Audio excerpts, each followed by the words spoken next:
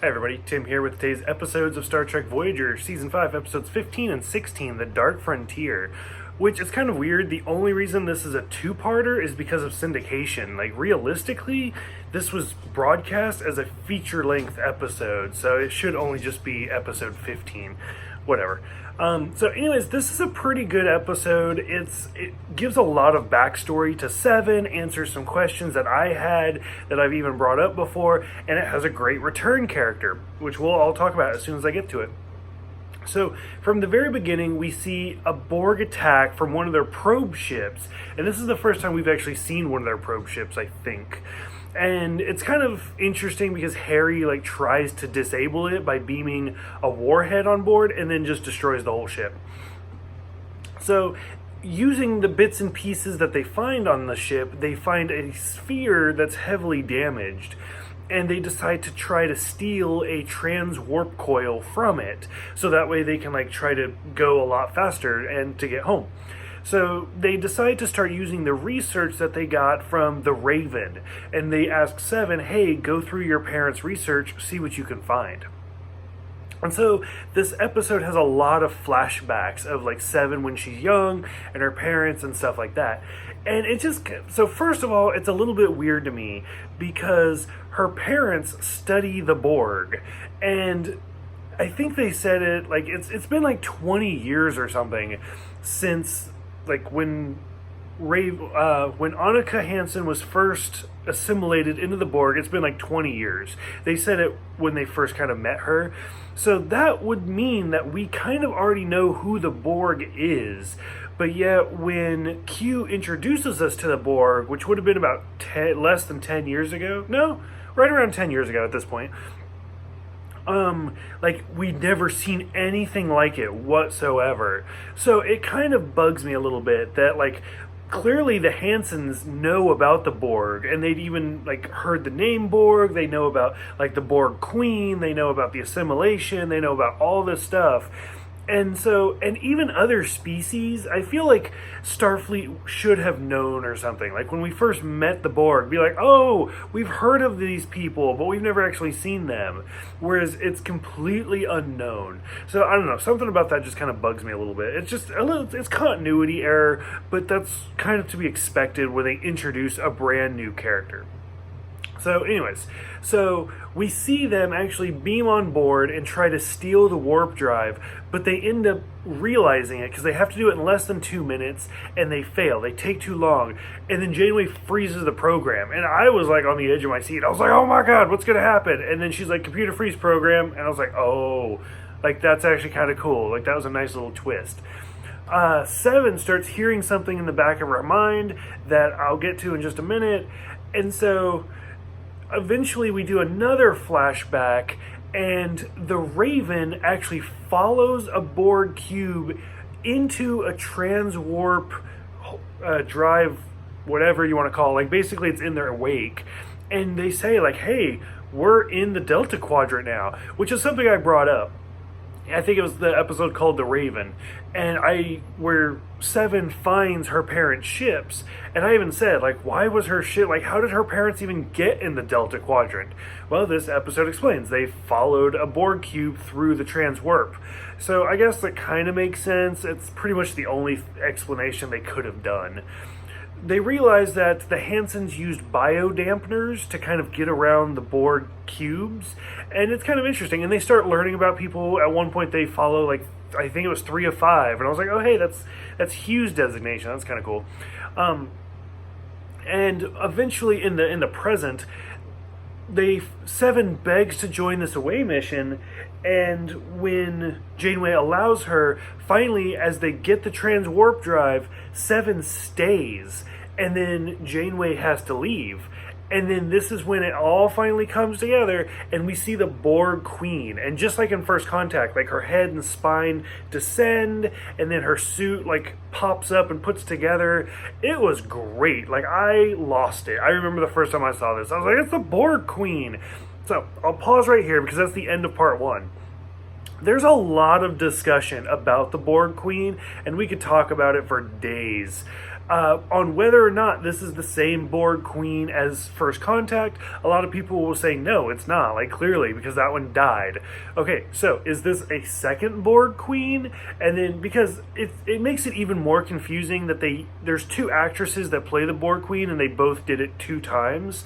So it's like, okay, so were they all different Borg Queens? So like the giganticness of the hive required multiple Borg Queens. I'm more under the impression that, like, as soon as somebody's assimilated and then they're taken out, like, all of their memories still stay in the collective. I choose to believe that the Borg Queen, even if the physical body dies, they can just kind of take those memories and insert it into somebody else. It's almost like Doctor Who or something. And so I choose to believe that it's the one single Borg Queen, and just coincidentally happens to find bodies that reminiscent of each other, and just kind of going with that. That's what I'm going to go with, just because it's the easiest for my mind to comprehend, rather than they're all different, that she purposely chooses or even like manipulates, because we've seen like cosmetic surgery and stuff like that. Like maybe she just really likes that body and just alters it to look the way she wants to, and she just kind of, oh, this body's done, give me the next one. So that's what I'm going to go with. So anyway, part 2 starts with kind of a little bit of a mean scene where B'Elanna's talking to the captain like, oh, I went through Seven's personal logs and I found all sorts of stuff like this.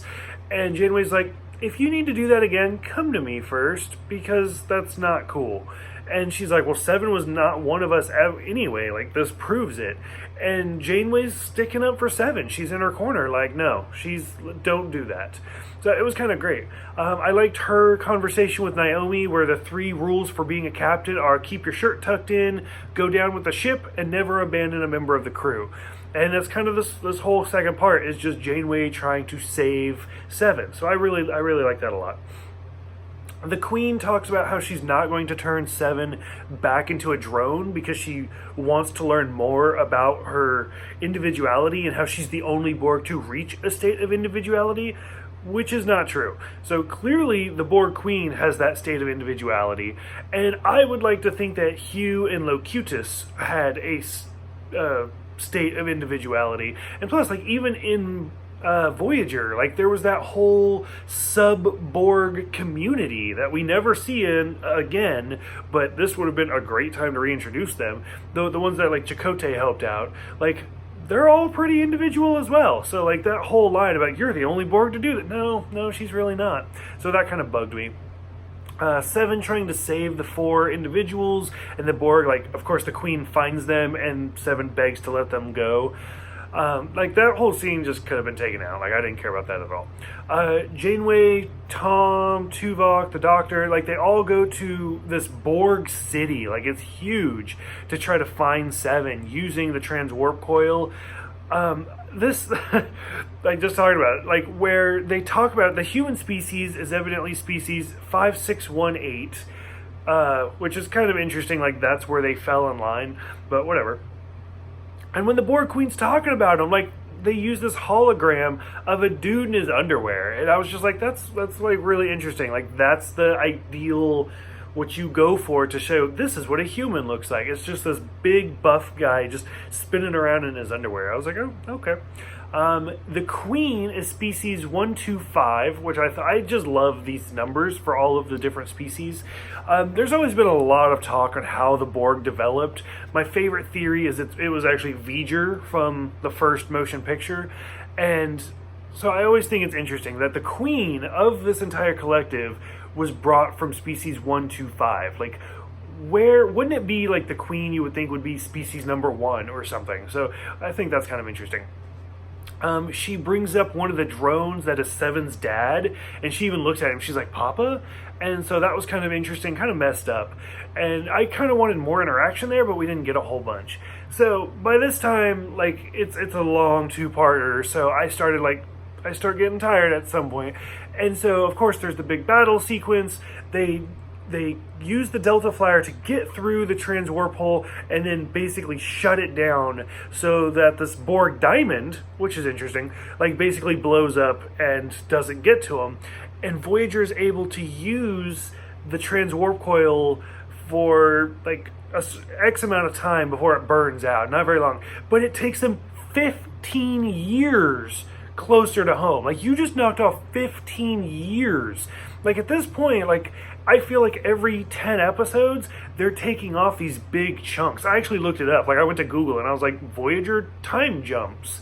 And at this point, they were 70,000 light years from when they first started. They were like 70,000 light years or something. And at this point, they have jumped 44,000 light years. So they've done more than, they're more than halfway home. They're only like 30 years away from Earth at this point. So like everybody's lifetime, they could just make it in a straight shot. So I don't know, that just seems really weird. Like I kind of get tired of these really big jumps. I don't know. So, like I said, a lot goes down in this two-parter. It felt like a season finale, but it's not. It's like a mid-season. So, for those who have seen this one, what did you think about seeing the Queen again? What did you think about Seven's parents' backstory, stuff like that, the Raven? And then what did you think about this 15-year jump closer to home? Go ahead, let me know in the comments below. Thank you guys for who have subscribed. That means so much to me. That have reached out for the friend requests, the comments, stuff like that. It always means a lot to me. Thank you guys, and I will see you next time for Disease.